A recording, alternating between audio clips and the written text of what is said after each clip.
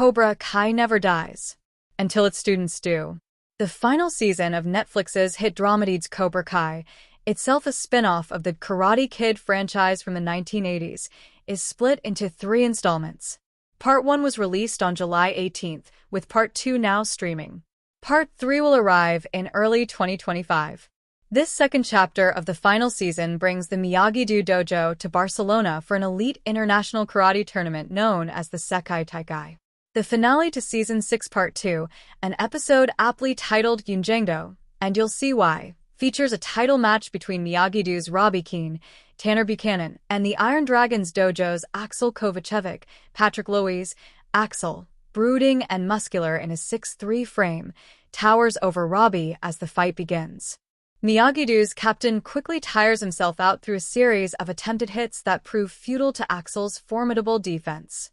At that point, it takes one subtle look from the latter's abusive sensei, Louis Tan, to send Axel on offense.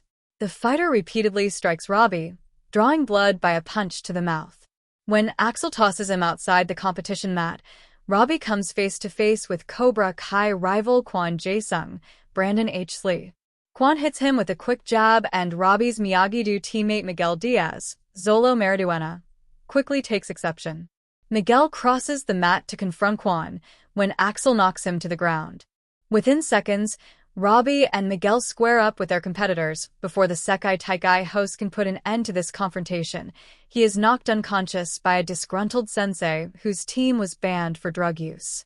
From there, the momentum of the karate match coalesces into the kind of drawn-out, adrenalized fight sequence that has become a Cobra Kai staple. Because the tournament qualifies as an international sporting event, this subsequent brawl is being live-streamed for fans globally, including Miyagi-Do's loved ones back in the San Fernando Valley. The fight comes to a climax when Kwon and Axel are thrust into a physical altercation. The Iron Dragons fighter kicks Kwon into the tournament's cameraman, and the show shifts into a vertical vantage point of Kwon's bleeding face to reflect the camera's drop to the floor. Kwon lets out a frustrated scream. Then he laughs. He's spotted what he believes to be his key to victory, an Yunjangdo knife lost by his Cobra Kai sensei John Kreese, Martin Kove. Amid the chaos, Daniel LaRusso, Ralph Macchio, can see the scene unfold before it happens. He rushes over to stop Kwon, and the camera cuts to a karate battle between Kreese, Johnny Lawrence, William Zabka, and Terry Silver, Thomas Ian Griffith. As the 3 antagonists of the original Karate Kid franchise prepare to face off, a harrowing scream is heard, and everyone stops fighting. The texture of sound design molds from a dramatic, foreshadowing crescendo to something somber and ethereal, a few seconds of layered music composition punctured by the dialogues, "That's a lot of blood," and then the reveal of a Yunjangdo knife lodged into Kwon's torso. We set Kwon up to be the new big, bad antagonist going into this second block.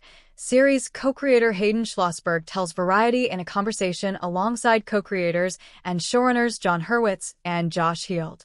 For him to get killed by another opponent is a surprise we were looking forward to.